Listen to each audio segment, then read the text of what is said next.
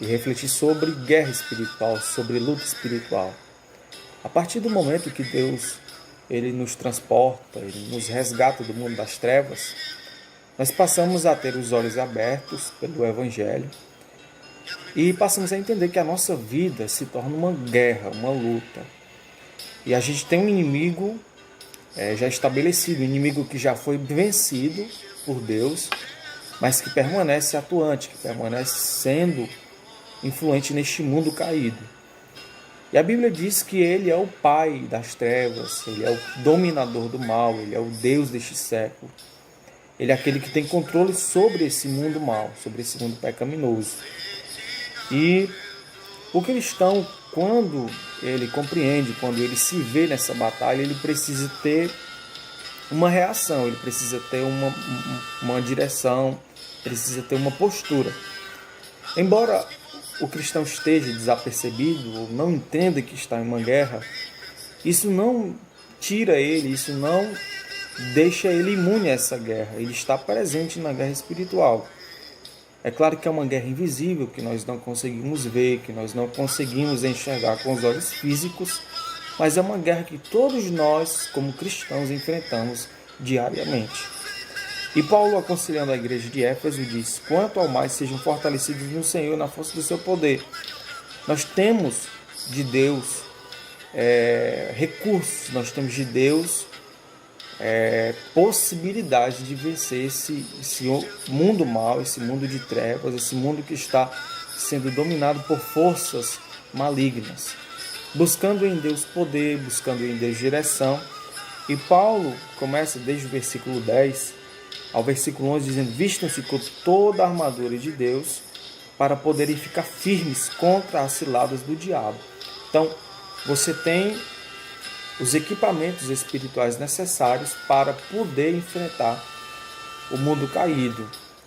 E não é apenas uma armadura ou um aspecto da vida cristã, não é apenas orar ou apenas ler a Bíblia, mas é toda a armadura que Deus disponibiliza.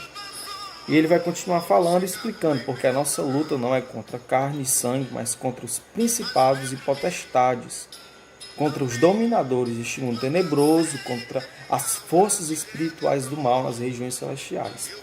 No capítulo 2 ele diz que os filhos da desobediência, neles opera o diabo, o inimigo, o sedutor do mundo, o sedutor dos pecadores. Mas aqui no capítulo 6 ele revela que a nossa luta não é contra as pessoas, não é contra o ser humano, não é contra uma outra pessoa. A nossa guerra é por quem está de trás ou quem está dominando e liderando aquela pessoa, que é o diabo. E no versículo de número 13 ele diz: por isso peguem toda a armadura de Deus para que vocês possam resistir no dia mau.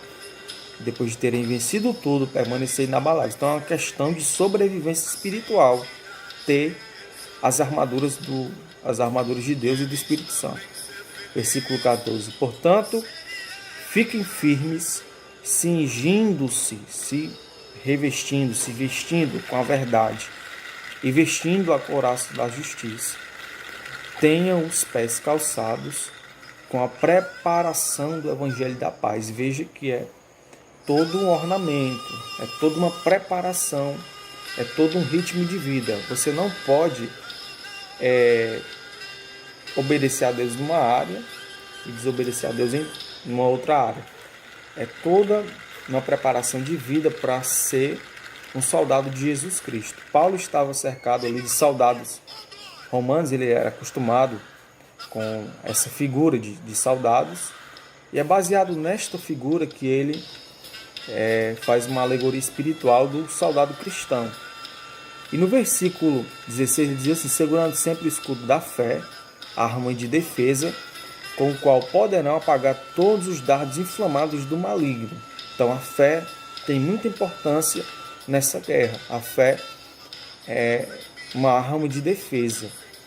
Versículo 17 diz: usem também o capacete da salvação.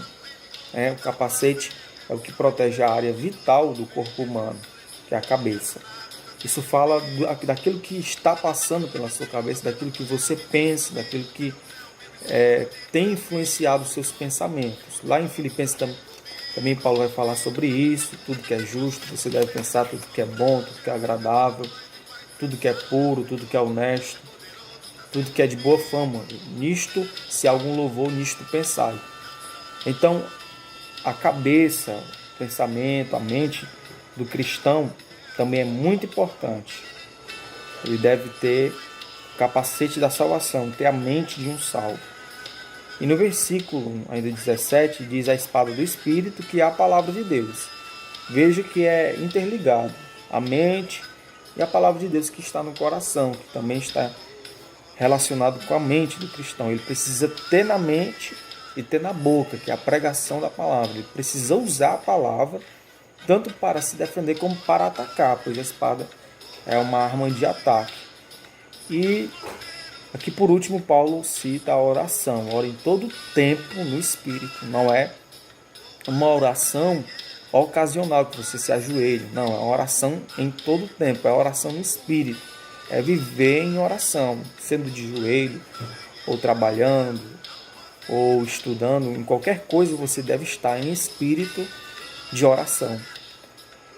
E ele diz que para isto vigiando com toda perseverança e súplica por todos os santos. E no final ele pede também a oração.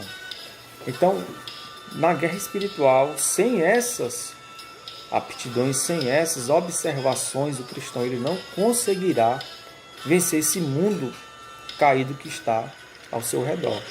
Jesus Cristo falou muito sobre o mundo espiritual. Ele diz que há forças, que há hostes que não se vencem apenas pela autoridade da palavra, né? Pela autoridade daquilo que os discípulos falavam, mas pela oração e pelo jejum. Jesus diz que o mundo espiritual ele é tomado à força. É preciso de uma observação, é preciso de uma imposição do discípulo. O discípulo precisa se posicionar, precisa ter uma atitude. E Jesus diz que esses espíritos caídos, eles atuam, eles vivem buscando oportunidade, até mesmo na tentação de Jesus Cristo. Ali o diabo, foi o próprio diabo que se apresentou. Aí você percebe ali no texto a sagacidade do diabo. Pedro diz que nós devemos vigiar, porque o diabo anda ao nosso redor. E através dos seus agentes, dos demônios, ele está atuando nos ímpios, nas pessoas, sempre buscando desencorajar-nos, sempre buscando nos ofender, sempre buscando nos oprimir, nos pressionar para que não sejamos filhos de Deus, para que não propaguemos a palavra. É por isso que esse mundo, ele está totalmente no maligno, ele está totalmente à disposição do mal. As filosofias, as escolas, os trabalhos, as festas, as políticas, tudo está a serviço do mal. A Bíblia diz lá em 1 João que o mundo jaz no maligno. Significa dizer que o diabo tem já total controle sobre o mundo. E nós que somos portadores da luz, somos vencedores em Cristo Jesus. E a luta que eles têm, que eles se armam contra nós, é para nos destruir. E se o cristão não estiver apercebido a essas coisas, ele vai estar numa guerra, ele vai morrer porque não sabe que está numa guerra.